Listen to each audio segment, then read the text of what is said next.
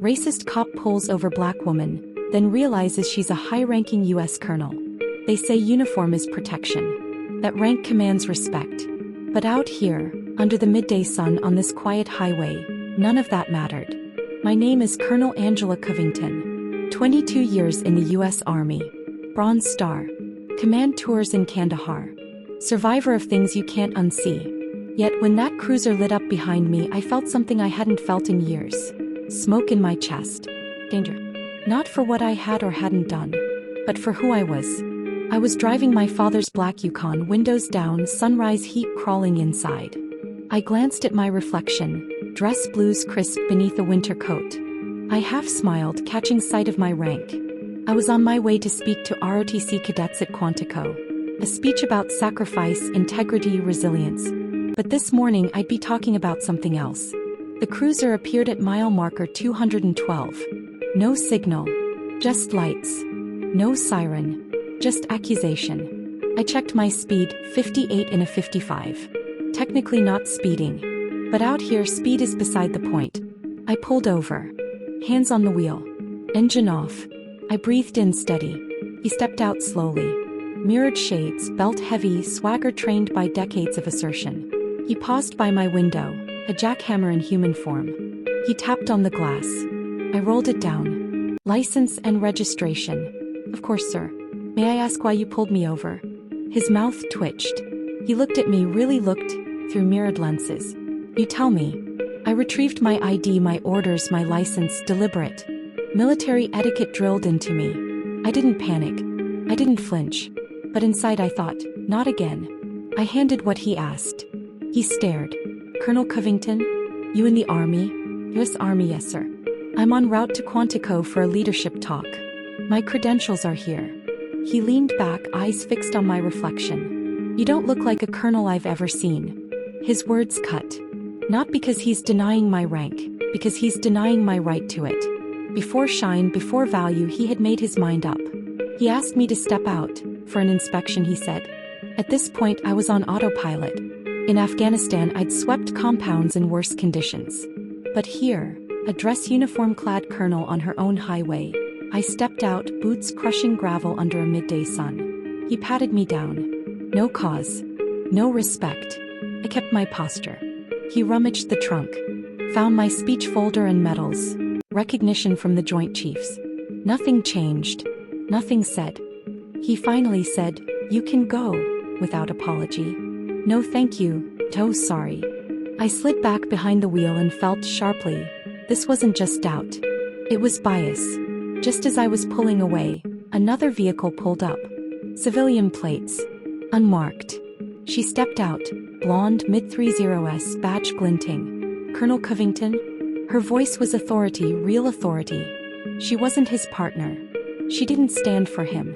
We've been trying to reach you. We need you at Quantico. Now. He stepped back, uneasy. Please stand down. He did. Like someone realizing his world had changed mid-breath. He turned to me. Are you okay? I nodded, voice low. Let's go. The silence between her cruiser and his was loud, charged. The story ended right there. For now. That was the moment I realized. Nothing had protected me. Not ribbons. Not rank. Not years of silent work. But authority, true authority, can force accountability. And sometimes that's what it takes. When I got to Quantico with the agent's help, I wasn't there to speak. I was there to confront. To document. To fight. Because what happened wasn't an anomaly. It was a symptom of a system. And I am tired. Agent Thompson escorted me straight past the school assembly. I arrived in a small conference room, military chairs in a neatly arranged semicircle. Waiting. Colonel Price, my original host, Major Hill and a small camera crew for an internal leadership story. They greeted me with nods, half phrases. We started without preamble. Colonel, it happened on the way here? I nodded. He didn't ask for details. He didn't get them. Yes. Highway stop. No explanation. Racial profiling under daylight. And I want to talk about how we fix it. They leaned forward. I want every ROTC instructor to know this can happen. Not in a riot, but in normal life. We teach leadership. We teach values. But we don't always teach what happens when you've earned rank, but not respect. Later in the day, I went to the deputy's office. Inside, paperwork, officers behind desks, coffee left cold. The walls were lined with commendations and portraits of rising black generals. I pulled out the official complaint form. "Ma'am, it's unusual for a colonel to file her own report. I'm not looking for sympathy. I'm looking for record." My voice, smooth. I added details. License plate, time, mile marker, his badge number, the sequence of events. He scribbled and looked up. "We'll open an internal review. Might be several weeks. Make it sooner." He blinked. Set it in motion. 2 days later, I held a press conference on the Quantico auditorium steps. I'm here not just as a colonel, but as a black woman who serves in this institution. My traffic stop wasn't an anomaly. It was systemic. We can't lecture teenage cadets about fairness if we don't hold ourselves accountable. TV cameras filmed. Phone mics recorded. A crowd gathered. One reporter asked, "Colonel, are you asking for the officer to be punished?" "I'm asking for truth, for transparency, for training." Over the next week, the internal affairs team reached out for interviews. Jennings, the officer, claimed standard procedure. Agent Thompson provided statements. Her badge diffused the moment. I provided military correspondence, video logs, speech scheduling. They requested patrol car dashcam footage. They reviewed call records, ride-along logs. It was grueling. Interviews, debriefs, forms, emails. But I kept calm. Just like that day. Because this is bigger than me. 2 weeks later, I was invited to the final hearing. Captain Moreno, Internal Affairs Chair, pointed to Jennings sitting stiffly. "Officer Jennings, your actions violated protocol. You made assumptions based on race and gender without cause. Discipline will be recommended." He looked down. "Not because you stopped me, but because you didn't treat me with respect when you realized who I was." He glanced up, eyes raw. "Colonel, I'm sorry.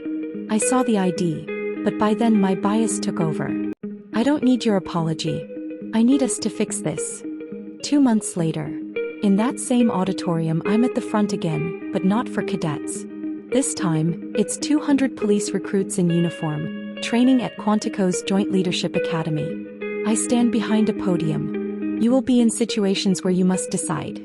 Who do you see? The uniform personifying service? Or the person? Because when you stop to verify, don't just ask, "Are you who you say you are?" Instead ask, "Who deserve to be treated with dignity while you do your duty?" They listened. Some nodded. Some scribbled. A few looked away. Back in my office, I wrote a letter to the Department of Justice, offering Quantico's full training curriculum as a model. I drafted emails to senators, lawmakers, civil rights groups. I spoke on panels. I was invited to news programs. Because one traffic stop was a spark. The change had to be fire. I started this journey in silence. But silence doesn't protect. It enables injustice.